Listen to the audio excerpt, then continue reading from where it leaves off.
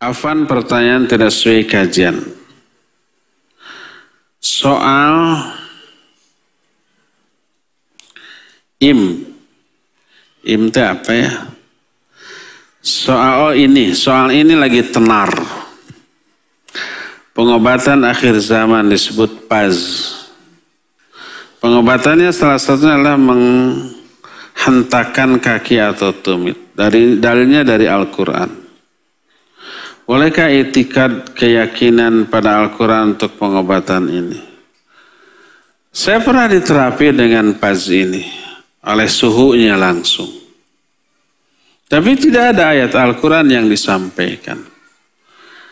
Salah satu terapi pengobatannya itu ya melakukan semacam senam, peregangan kayak gitu ya. Lalu dia memberikan penjelasan yang ilmiah menurut dia. Jadi dengan cara duduk tertentu untuk orang tertentu, tidak semua orang. Saya termasuk orang yang tidak dianjurkan duduk bersila. Tapi duduknya dengan cara kaki kanan dilipat ke kanan, kaki kiri dilipat ke kiri, kemudian berupaya agar pantat ini kena lantai tempat duduk. Untuk saya begitu. Untuk yang lain dengan kasus yang berbeda, beda lagi. Tapi saya tidak mendengar ini dari ayat, dari hadis.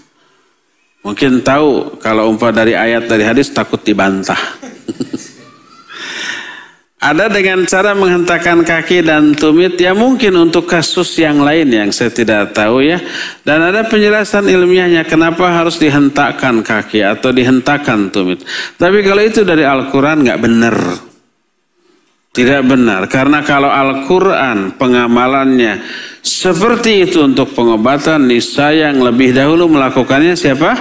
Nabi, para sahabat, dan para ulama.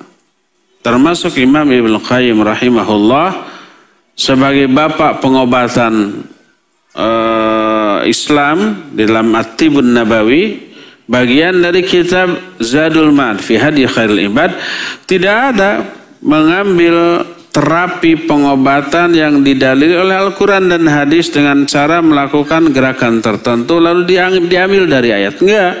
Seandainya ada ayat yang dijadikan dalil untuk terapi pengobatan tertentu, niscaya para ulama yang zaman dahulu terlebih dahulu menemukan hal itu, memahami hal itu dari ayat. Ya.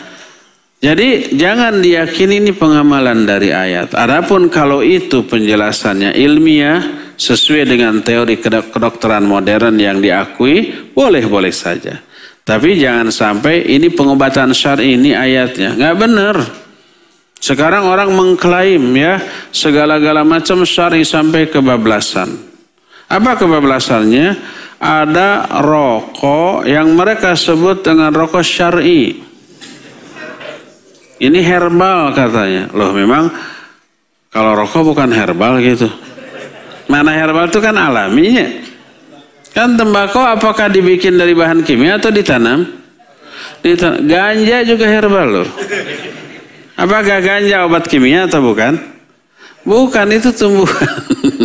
Jangan segala macam herbal lalu disebut syar'i halal. Enggak, ganja juga herbal. Tapi haram, tidak boleh ya. Tembakau juga herbal. Nah ini katanya mengobati. Rokok ini dibuat dari bahan tertentu, dari yang alami. Dikiranya tembakau nggak alami. Dikiranya ganja tidak alami. Ini alami, mengobati. Disebut rokok syar'i. Ini kebangetan. Melabeli syar'i, mengatasnamakan Allah untuk menghalalkan sesuatu yang haram. Ya. Seperti itu tidak boleh. Ada lagi umpamanya aliran bela diri. Ini aliran bela diri dari Rasulullah SAW. Ini syar'i, ini nyunnah.